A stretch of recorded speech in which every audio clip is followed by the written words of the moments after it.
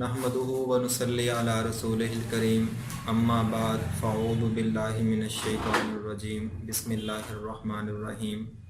मोहतरम नाज़रीन, उम्मीद है आप खैरियत से होंगे। इंशाल्लाह आज हम आपको इस वीडियो में हकीकी मुफलिस यानी हकीकी मानों में गरीब शख्स के बारे में बताने की कोशिश करेंगे। एक दफ़ा हुज़ूर पाक सल्लल्लाहु अलैहि वसल्लम ने अपने सहाबा से पूछा कि क्या तुम जानते हो कि हकीकी मुफलिस कौन शख्स है? तो सहाबा ने अर्ज़ किया, या रसूलल्लाह सल्लल्लाहु अलैहि वसल्लम, वही जिसके पास माल ना हो, जिसके पास दुनियावी मालो मता की कमी हो। आज हमें भी कोई पूछे तो हम भी अपने इल्म के मुताबिक ऐसा ही जवाब देंगे, लेकिन हुज़ूर पाक सल्लल्लाहु अलैहि वसल्लम चूँकि आलमी नबी थे, अल्लाह के आखिरी नबी थे और हमारे प्यारे पैगंबर थे, तो उन्होंने हकीकी मानों में मुफलिस बताया उस आदमी को जिसके बारे में आपने फरमाया कि एक आदमी क़यामत के दिन बेशुमार नेकियां लेकर आएगा, नेकियों के पहाड़ लेकर आएगा, जिसमें नमाज़ों की नेकियां भी होंगी, उसके रोज़े भी होंगे, उसके हज भी होंगे, उसका सदका और खैरात भी होगी, उसका यतीमों और बेवाओं की मदद करना, जितने अच्छे और नेक काम हमारे दीन में शामिल हैं वो सब उसके नामा अमाल में बहुत ज़्यादा मिक़दार में होंगे। लेकिन उसने किसी का हक मारा होगा, किसी पर जुल्म किया होगा और किसी को धोखा दिया होगा, किसी से झूठ बोला होगा, किसी को गाली दी होगी, किसी पे बहतान लगाया होगा, अलगर्ज उसने जो हकूकुल इबाद हैं इसमें बहुत ज़्यादा मामला ख़राब किया होगा। तो वो लोग जिनके साथ उसने ये सलूक किया होगा वो आएंगे और अल्लाह के हुजूर, अल्लाह ताला की अदालत में अपना मुकदमा दायर करेंगे कि या अल्लाह, इसने मेरे साथ फ़लाँ मकाम पर फ़लाँ तारीख़ को फ़लाँ दिन ये काम किया था। तो उसके बदले में अल्लाह ताला फ़रिश्तों को हुक्म देगा कि अब ये जो नेक आदमी था जिसके पास नेकियों के पहाड़ थे, इसके नामा अमाल से नेकियां उन लोगों के नामा अमाल में डाल दी जाएं जो कि अपना हक लेने के लिए इसके पास आए हैं, और उनके नामा अमाल में जो गुनाह हैं उनको निकाल कर, उनको उठाकर और इस आदमी के नामा अमाल में उनको लिख दिया जाए। तो इस तरह वो हकदार आते रहेंगे, अपना हक मांगते रहेंगे और इसके नामा अमाल से नेकियां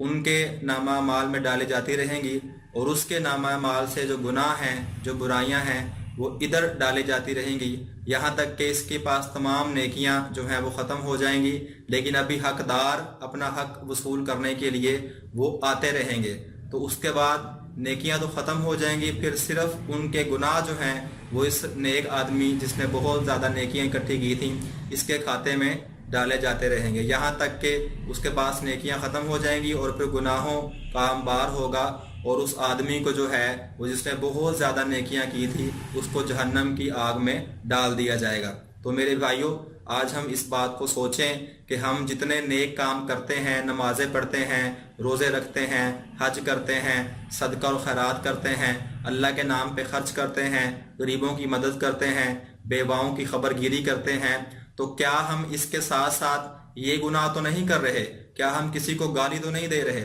या हम किसी की गीबत तो नहीं कर रहे, या हम किसी का हक तो नहीं मार रहे, या हम झूठ और फ्रॉड के साथ अपना माल तो नहीं बेच रहे, और क्या हम किसी पर बुहतान तो नहीं लगा रहे? और जैसा कि आज हम सब देखते हैं, हमारा रोज़मर्रा का तजर्बा है कि आजकल हम मुसलमानों में गाली देना ये एक रवाज बन गया है। और हमारे नबी पाक सल्लल्लाहु अलैहि वसल्लम का फरमाने आली शान है, इज़ा तसाबत उम्मती सकतत मिन ऐनिल्लाह, जब मेरी उम्मत गालियां देगी तो वो अल्लाह की नज़रों से गिर जाएगी। और आपने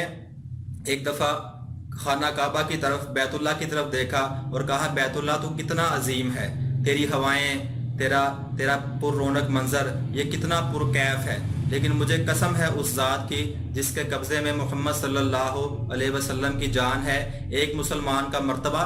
एक मुसलमान की इज्जत और एक मुसलमान का इकराम वो तुझसे ज़्यादा है। तो आज हम देखें कि जब हम किसी मुसलमान के साथ हमारा मामला थोड़ा सा ख़राब हो जाए तो हम उसको माँ बहन की जो है इतनी सारी गालियाँ एक सांस में दे देते हैं। تو وہ یہ گالی نکالنے سے وہ ہمارے جو نیکیاں ہیں وہ کتنی برائیوں میں بدلتی ہیں اور اس کا کتنا گناہ لکھا جاتا ہے، یہ آج تک ہم نے نہیں سوچا۔ جب ہم کسی پر بہتان لگاتے ہیں بغیر علم کے، بغیر کسی اسباب کے، بغیر وجہ کے، تو ہم یہ نہیں سوچتے کہ ہمارے نامہ اعمال سے کتنی نیکیاں مٹ رہی ہیں اور کتنے گناہ شامل ہو رہے ہیں۔ جب ہم اتنی نمازیں پڑھنے کے باوجود، تلاوت کرنے کے باوجود اپنی دکان پر بیٹھ کر جھوٹ بولتے ہیں اور فراڈ کے ساتھ اپنا مال بیچتے ہیں اور جھوٹی قسمیں کھا کے اپنا مال بیچتے ہیں، تب ہم یہ نہیں سوچتے کہ ہمارے نامہ اعمال سے کتنی نیکیاں نکل رہی ہیں اور کتنے گناہ شامل ہو رہے ہیں۔ تو میرے بھائیوں، میرے دوستوں،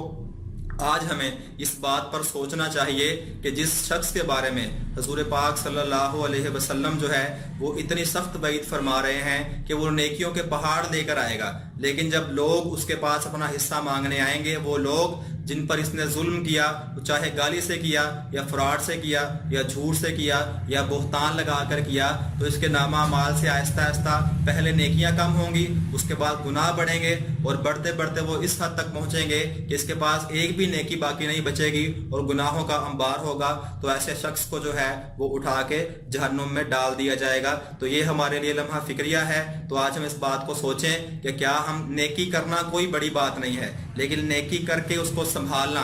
اس کو اپنے ساتھ لے جانا، اس کو اپنے نامہ اعمال میں محفوظ کر کے لے جانا، میرے بھائیوں یہ اصل بات ہے۔ تو آج ہم نیکی کرنے کی کوشش بھی کریں اور اس کو سنبھالیں بھی، ہم اپنی زبان پہ قابو رکھیں۔ ہم کسی پر بہتان لگاتے وقت یہ سوچ لیں کہ کیا ہمارے پاس کوئی ثبوت بھی ہے، کوئی وجہ بھی ہے جس وجہ سے ہم اس پہ یہ بہتان لگا رہے ہیں۔ ہم ظلم کرنے سے پہلے سوچیں، ہم جھوٹ کرنے سے پہلے سوچیں، ہم دوسروں کا حق کھانے سے پہلے سوچیں۔ انشاءاللہ جب ہم اپنی عبادات کے ساتھ ساتھ معاملات پہ بھی توجہ دیں گے تو انشاءاللہ ہماری نیکیاں محفوظ رہیں گی اور قیامت کے دن جو ہے ہمیں اللہ کے سامنے اور اس کے رسول صلی اللہ علیہ وسلم کے سامنے شرمندگی کا سامنا نہیں کرنا پڑے گا۔ اللہ ہمیں عمل کی توفیق عطا فرمائے۔ آپ سے زیادہ چاہتے ہیں۔ السلام علیکم ورحمۃ اللہ وبرکاتہ۔